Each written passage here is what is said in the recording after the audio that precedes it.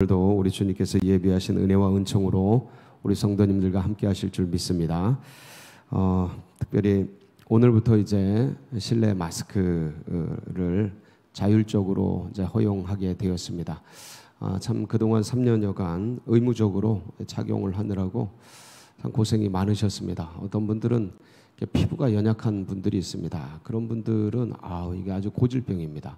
저도 처음에 얼굴이 너무 아파서 고생을 많이 해서 얼굴이 따끔거리는데 한 1년 넘게 그렇게 가더라고요. 그런데 또 그런 분들도 그렇고 또 이렇게 어르신들은 이게 호흡이 이게 가리면 호흡이 우리 다 그렇게 연세가 드시면 다 연약해지지 않습니까? 그러니까 폐가 약하니까 호흡이 힘들고 막 그런데 이게 장단점이 있는 것 같습니다. 또 이게 마스크를 써보니까 또 이렇게 감기나 또 미세먼지나 이런 거에 대응하는 건 참 좋은 것 같아요. 그렇죠?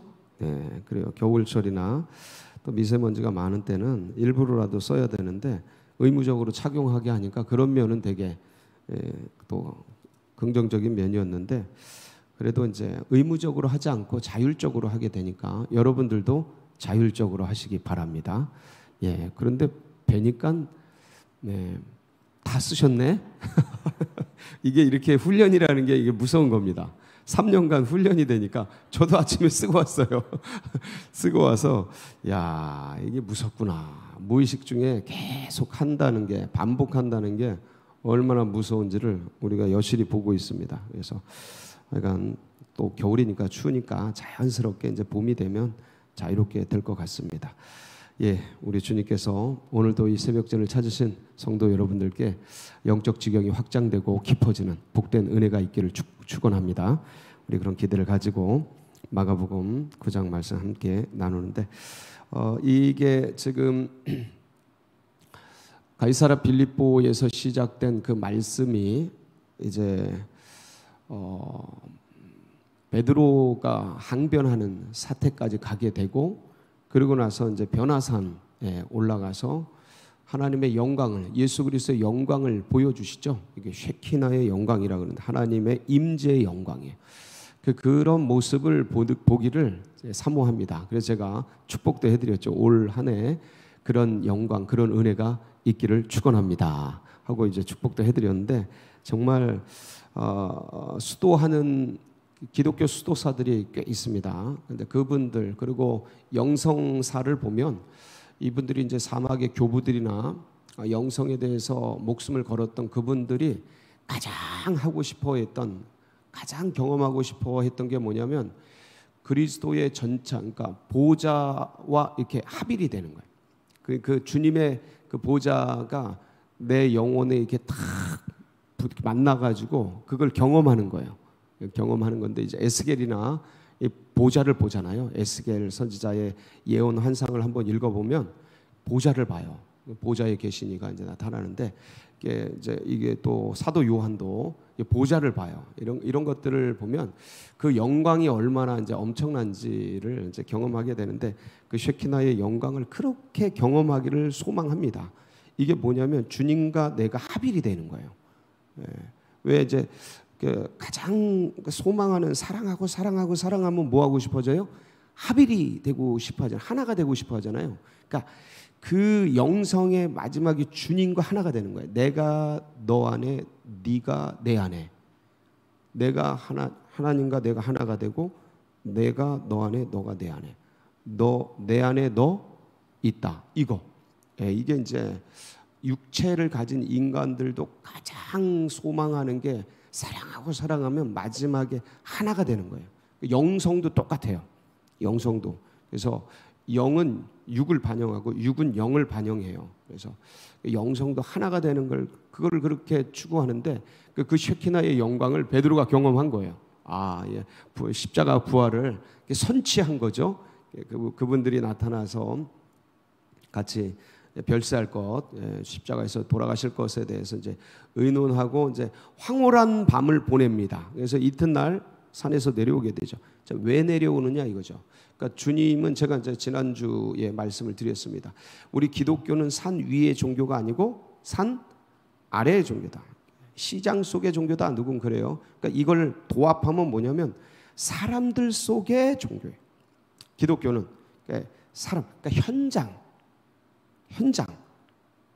그래서 오늘 우리 말씀 제목도 산 아래 삶의 현장의 신앙이라고 제가 지었는데, 주님이 왜 내려오실까? 왜 산에서 내려오실까? 베드로와 인간들은 이 황홀경을 경험하면 그냥 산 위에 있고 싶어 합니다. 그러니까 얼마나 좋아요. 여기는 그냥 가만히 그냥 주님 묵상하고 이렇게 있으면 너무 좋잖아요. 근데 현장이라는데 내려가면, 삶의 현장에 내려가면 거기는 지지고 볶고 얼마나 걸그치고 뭐 5만 가지 연과 연이 다 가지고 거기에 관계가 맺혀져서 부부 문제, 뭐 자녀 문제, 여러 가지, 아니 그걸 해결하는 기쁨이 있지만 이게 인간이라는 게 한계가 있어서 그 수많은 것들을 어떻게 다 할 수가 없습니다. 그러다 보니까 문제가 터져요. 어려움이 터져요. 아무리 그걸 다 하려고 해도 인간은 한계가 있기 때문에 되지를 않아요. 그리고 내가 겉사람은 후패하지만 속사람은 새로워집니다. 그렇지만 이 겉사람이 후패해지는 고통이 있습니다. 지혜도 약해지고요, 지식도 약해지고, 몸도 약해지고, 두뇌도 약해지고, 모든 게 다 약해져요. 그러니까 마음은 원인데, 마음은 20대인데 몸이 말을 안 들어요. 그러니까 그런 연약함 때문에 문제가 생깁니다. 어려움이 생겨요. 이건 피할 수가 없어요. 그러다 보니까 그 현장에서는 늘상 그런 문제와 어려움들이 있게 되죠. 글로 들어가고 싶습니까? 여러분 여행 갔다가 한 3박 4일 여행 갔다가 이제 집으로 들어가려고 생각해 보세요. 물론 집 떠나면 고생인데, 근데 이 모든 일과 일터와 삶의 터전을 떠나서 여행 갔다가 들어갈 때 이제 그런 것들이 있죠. 가면은 이제 저쪽에서 서하남을 들어와서 저 서문교회 저 종탑을 딱 보면 우리 동네 왔다, 이런 생각이 들면서 이제 또 삶 속으로 들어가는 그런 또 물론 기쁨으로 들어가지만 또 그 희한한 오묘한 미묘한 거시기 한 게 있어요, 없어요? 있다니까요. 있어요. 그 삶이 주는 무게, 이 생이 현장이 주는 꽉 누르는 그 무게들이 있습니다. 거기에 다시 들어가야 되는 인생에 그런 것들이 있는데 이게 쉬운 게 아니죠. 그래서 그냥 산 위에 있고 싶은 거야. 그냥 편안하게 여행지에, 여기에 산속에 홀로. 그러면 혼자는 편하겠죠. 떨어져 있으니까. 근데 그게 하나님이 원하시는 뜻일까? 전혀 그렇지 않아요. 하나님은 인간이 어디 속에서 살기를 원하냐면 관계 속에서, 사회 속에서 살도록 지으셨어요. 이게 창조의 본질 중에 하나예요. 삼위일체의 관계, 이 하나님의 형상이에요. 성부, 성자, 성령의 관계, 삼위가 하나 되는 관계, 그러니까 부부, 이위가 하나 되는 관계, 다중이 하나 되는 관계, 셀, 교회, 공동체, 다중이 하나 되는 관계, 이게 근본적인 하나님의 형상의 본질이에요. 그래서 인간은 피곤하고 힘들어서 산속에 들어가서 여기가 좋사오니 초막셋을 짓고 여기서 살겠습니다 하는 마음이 있어요. 피곤하니까. 근데 그렇게 되면 그게 좋은가? 안 그래요. 그렇게 살면 진짜 외로워요. 진짜 고독해요. 왜냐하면 인간의 존재 자체가 사람들에 의해서 영향받고 인정받고 존중받으면서 살도록 지으심을 받았기 때문에 그런 게 상실되면 물론 홀로 성교적인 차원에서 혼자 산속에 들어가서 수도하고 혼자 고자가 된다 그러잖아요. 스스로 된 고자도 있다 그러잖아요. 혼자 그렇게 되고 혼자 성교제 가가지고 그냥 하고 그런 거는 성교적으로 하는 거예요. 일상적으로는 주님께서 우리에게 이 삶 속에서 살도록 지으셨어요. 근데 거기를 이제 힘드니까 떠나고 싶고 이제 초막셋을 짓고 그렇게 살고 싶은 게 인생인데, 근데 주님은 그러지 않으셔요. 어디로 내려가시냐면 산 아래로 내려가십니다. 왜 내려가실까요? 오늘 이제 그 내용을 이제 보여주시죠. 왜 내려오시냐면 삶의 문제를 끌어안고 살아가는 인생들이 있어서 그래요. 주님은 그냥 하늘에 계시면 편해. 산 위에 계시면 편해요. 하늘 보좌에 계시면 편해. 높고 높은 보좌 위에 그냥 계시면 편해. 너는 너고 인간은 인간이고 하나님은 하나님이니까 그냥 지어놓고 가만히 있으면 편해요. 이신론이죠. 멀리 떨어져 계신 하나님, 인간과 관계하지 않는 하나님, 기계적으로 돌아가게 만들어 놓고 그렇게 사시면 편해요. 그런데 주님은 그러시지 않으셔요. 인간 속으로 들어오셔요. 왜 그러냐? 인간들이 이런 문제를 안고 있기 때문에요. 아픔. 부모가 왜 자녀와 함께 합니까? 자녀들이 연약하니까. 자녀들이 문제가 있고 자녀들이 세상 이 세파를 헤쳐가기 버거우니까 도와주려고 같이 있는 거죠. 이게 아버지 마음이죠. 주님이 그래요. 주님이 그래요. 우리도 똑같고. 자, 그러면 현장에 어떤 일이 있습니까? 한번 보실까요? 14절. 이에 그들이 제자들에게 와서 보니 큰 무리가 그들을 둘러싸고 서기관들이 그들과 더불어 변론하고 있더라. 그러니까 주님과 세 제자가 이제 산에서 내려왔습니다. 보니까 이 무리들이 둘러싸고 서기관들이 제자들과 변론하고 있어요. 무슨 일인가 보니까 사람들이 예수님과 제자들이 오는 걸 보고, 세 제자가 오는 걸 보고 와가지고 달려옵니다. 주님이 묻습니다. 16절. 예수께서 물으시되 너희가 무엇을 그들과 변론하니? 이게 뭔가 옥신각신하는 거죠. 옥신각신. 뭐 때문에 옥신각신을 했겠습니까? 정황상 뭐 이제 병 고치러 왔는데 병을 못 고치니까 니네 뭐 하냐? 왜 못 고치냐? 좀 어떻게든 해달라. 야, 우리가 아무리 해도 안 된다. 제발 살려달라. 너무 힘들고 어렵다. 이러는 거겠죠. 이런 것들이 왔다 갔다 하고, 뭐 서기관들도 야, 니네가 뭐 3년간 뭐 니네 스승한테 훈련 받았는데 왜 이 모양 이 꼴이냐? 뭐 이런저런 얘기들이 있었겠죠. 그래서 주님이 뭐 때문에 변론하냐? 그러니까 물으시니까 7절 같이 봅니다. 무리 중에 하나가 대답하되, 무리 중에 하나, 이 하나가 찾아보니까 성수가 있는데 남성 단수예요. 남성 단수, 어맨이라고 돼 있더라고요. 남성 단수. 그러니까 남자예요. 이 사람이. 선생님, 말 못하게 귀신 들린 내 아들을 선생님께 데려왔나이다. 그러니까 내 아들이라고 말하는 거 보니까 이 하나는 아버지예요, 엄마예요? 어맨이에요. 어맨. 남자예요. 아버지죠. 그렇죠? 아버지예요. 그래서 오늘 우리가 읽지는 않았는데 21절 보면 거기 한번 볼게요. 이분이 어떤 분인지 나와 있어요. 예수께서 그 아버지에게 물으시되, 누구에게 물으셨어요? 아버지. 그러니까 아버지가 데리고 온 거예요. 보통 이런 일들은 엄마가 해요. 엄마가 합니다. 근데 이 아버지는 이 아들을 되게 더 극진히 생각하는 것 같아요. 왜 그런가 하고 제가 살펴봤어요. 그랬더니 이 아들이 외아들이더라고요. 누가복음 9장 38절 한번 보실게요. 거기 보면 같이 읽습니다. 시작. 무리 중에 한 사람이 소리질러 이르되 선생님, 청컨대 내 아들을 돌보아 주옵소서. 이는데, 그러니까 이게 이제 이 아버지는 이 부모가 아들을 낳죠. 하나 낳고 그 옛날에 이제 아들 하나 있다라는 거는 되게 적게 난 거예요. 지금은 다 한둘 정도인데 이 당시는 대여섯 명 낳던 때예요. 그러니까 굉장히 귀한 거죠. 여러분 아들이라고 생각하세요. 그래야 이게 성경이 열리는 겁니다. 내 아들이 있다 하고 보세요.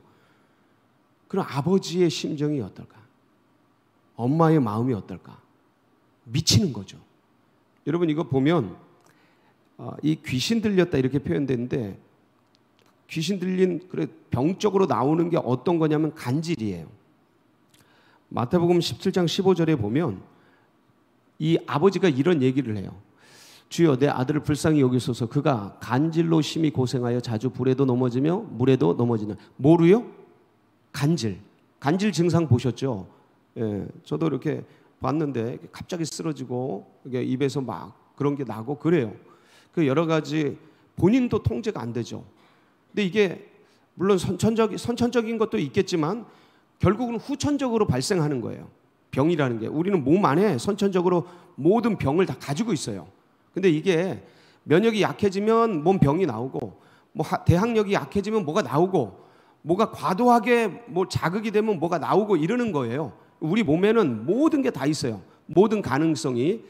그러니까 이 아이는 이런 가능성을 가지고 있다가 어느 날 이게 터져 나왔겠죠. 간질이. 그리고 이게 수없이 반복되니까 뭐가 들어간 거예요? 귀신이 들어갔겠죠.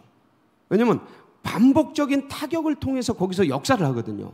한 번에 하는 거는 그건 무당같이 이렇게 한 번에 신내리는 거 외에는 거의 없습니다. 잘 없어요. 그러니까 이게 역사라는 게 반복적인 어떤 고통, 아픔 이게 계속 타격이 되면 그 정신적 무너짐을 통해서 귀신이 역사하는 거예요. 그렇게 들어가는 겁니다. 그러니까 이 아들이 그런 과정을 거쳤겠죠. 그걸 부모는 옆에서 보는 거죠. 내 자식이 어느 날 넘어져서 거품을 물고 있어. 처음에는 깜짝 놀라가지고 이게 무슨 일이야 하면서 고쳐보려고 애를 썼겠죠. 그 약도 먹고 병도 뭐 의사도 돼. 그러다 됐나 싶은데 이게 간혹가다 일어납니다. 1년에 서너 차례 일어날 때도 있고 뭐 막 일어날 때도 있는데 이게 불특정해요. 그러니까 어느 날 또 예기치 않게 또 뻑! 그럼 부모 가슴이 어떻게 되는 거예요? 무너져 내리는 거죠. 아픔이 되는 거죠. 근데 의료기술, 그 당시 의료기술로 치료를 할 수가 없어요. 그러니까 이게 불치병이 되는 거예요. 불치병 아들을 외아들이야. 하나밖에 없어. 무슨 일인지 더 이상 못 낳는 것 같아.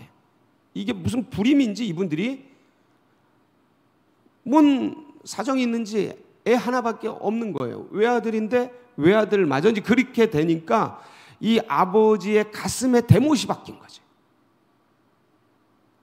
대못이 박힌 거야. 그러니까 이 대못을 끌어안고 살아가는 인생들을 향해 주님이 오시는 겁니다. 이런 대못들이 이분만 있습니까? 여러분 없으세요? 기뻐하세요. 없으면 감사하세요. 주님께. 우리 주님이 이 대못 뽑아주시러 산 아래로 내려오시는 거예요. 하늘 보좌를 버리고 내려오신 거예요. 그래서 가슴에 이 대못을 뽑아주시는 거예요. 남들은 몰라 이 고통을. 그냥 어깨 넘어진 강 건너 불구경이에요. 아이고 간질 심하네. 아유 저 사람이 힘들겠네. 아유 참 아프겠네. 고생 많겠다. 강 건너 불구경이죠. 왜냐하면 내 손톱 밑에 가시가 아프지 남의 큰 질병이 피부적으로 와닿는 게 아니에요. 그걸 뭐라 그럴 수가 없어요. 사람이 다 그래. 너도 그렇고 나도 그렇고 다 똑같아. 그걸 어떻게 다 느껴요? 죽어요, 죽어. 상담가들이요. 고통이 이만저만 아니에요. 상담하다 보면 공감이 되잖아요. 그럼 그 고통을 그대로 느껴요. 그럼 한 번 상담하고 한 사람 상담하고 나면 널브러져요. 기도 제목 받고 이게 그냥 객관적으로 두고 그냥 남 얘기 듣듯이 들으면 아무 피곤하지 않죠. 시간만 가는데 이게 상담이라는 게 그렇게 되는 게 아니잖아요. 그 영혼을 들어야 되잖아요. 그러니까 이게 굉장히 아파요. 그러니까 이런 고통과 아픔의 절규를 겪고 있는 사람들을 얼마나 고통스러운지. 그러니까 주님이 그것을 그 인류가 당하는 죄의 대못을 그 운명의 대못을 주님이 아시는 거죠. 그러니까 하늘 보좌를 버리는 거예요. 아버지는 그 편안한 걸 버리는 거예요. 그냥 여러분 우리가 왜 선교제 갑니까? 엊그제 갔다 왔잖아요. 왜 갑니까? 훈련 때문에 가죠. 가면 보게 돼 있어요. 보면 내가 편히 살았구나. 내가 너무 이 대한민국에서 내가 사는 게 진짜 잘 사는 거구나. 내가 생각 없이 살았구나. 야, 내가 신앙생활 그동안 뭐 한 거지? 내가 열심히 한다고 했는데, 제가 진짜 열심히 했었거든요, 교회에서 신앙생활을. 근데 홍천 DTS 가가지고 완전히 깨져버렸잖아요. 저는 아프리카 탄자니아, 케냐 갔다 왔어요. 거기는 필리핀, 말레이시아 이런 데하고 또 비교할 게 아니야. 그 삶을 보고 진짜 그런 게, 그러니까 현장을 보면 눈이 열려요. 눈이 열려. 그러니까 이제 그런 아픔의 현장을 아시는 아버지께서 가만히 있을 수 없어서 하늘 보좌를 버리시고 내려오신 거예요. 이게 기독교예요. 우리는 그 사랑을 받은 거예요.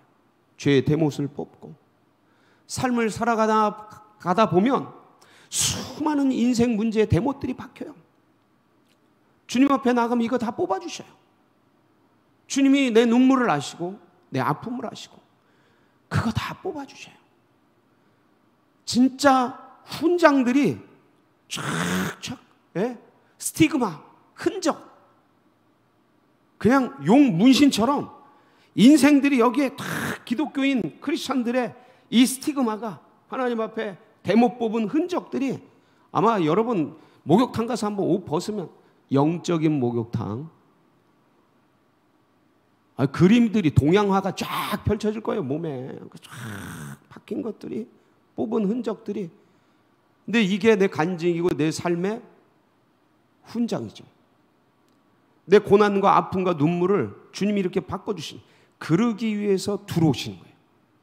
그러기 위해서 산 아래로 내려가시는, 현장을 잃은 기독교, 현장을 잃은 성도, 죽은 거예요. 껍질뿐인 거예요. 그래도 우리가 이걸 잃지 말자. 주님이 나를 위해 이렇게 찾아오셨는데 우리가 이걸 잃을 수는 없는 거예요. 잃는 순간 죽는 거예요. 껍데기뿐인 거예요. 손톱 발톱 다 잃어버린 독수리처럼, 호랑이처럼 고양이가 돼버리는 거예요. 교회가 이 야성을 잃으면, 현장을 잃으면. 사랑하는 성도 여러분, 오늘도 우리가 삶의 현장으로 내려갑니다. 거기서 그리스도께서 날 찾아서 현장에 오셨듯이 인류의 삶 속에 오셨, 우리도 그 현장으로 들어가서 거기에 그리스도의 사랑을 전하고 나는 복된 생애가 되시길 바랍니다. 뿐만 아니라 교회의 현장, 영적인 현장도 반드시 잃지 마시고, 이젠 마스크도 다 해제됐잖아요. 모임에 어려움이 없어요. 아직도 뭐 다 어려움이 있죠. 그러나 그런 것들 때문에 모이기를 패하는 어떤 무리들의 그 습관을 쫓아갈 수는 없는 거예요. 담대하게 셀 모임 하세요. 이제 2월 셋째 주부터 오후 모임도 시작할 겁니다. 예, 어떻게 할지는 다시 말씀을 드릴 겁니다. 다시 하자. 뭐가 두렵냐? 주님이 목숨을 버리고 우리를 찾아오셔, 현장에 찾아오셨는데 우리도 가자. 우리가 선교지까지, 해외 선교지까지 가지 못할지라도 우리 국내 삶의 현장, 교회 이 셀 모임, 우리 모임, 예? 성경 읽고 모임하고 묵상하고 셀 나눔하고 이거 놓치지 말자. 셀 리더들 다시 일어나고, 예? 셀 모임 다시 하고 으쌰으쌰해서 올 한 해 저 빼앗긴 들에, 둔천동 저 땅에 하나님의 나라가 임하도록 국가가 움직이고 서울시가 움직이고 강동구가 움직이고 하나님의 역사가 움직이도록, 그래서 정말 놀라운 한 해가 될 수 있도록 그렇게 귀하게 삶의 현장에 살아가는 복된 날이 되시길 축복합니다. 같이 기도하시겠습니다. 합심해서 기도하실 때 지금도 가슴에 대못 박힌 채 살아가는 환우들, 가족들이 있습니다. 그 영혼들 품고 같이 기도, 중보기도 해주시고, 여러분 각자의 기도 제목 붙들고 또 우리 서울제일교회 저 땅의 역사 정말 하나님이 풀어주시도록, 역사하시도록 위에서 주여 부르짖고 다 같이 기도하며 나갑니다. 부르짖습니다. 주여, 주여, 주여. 할렐루야.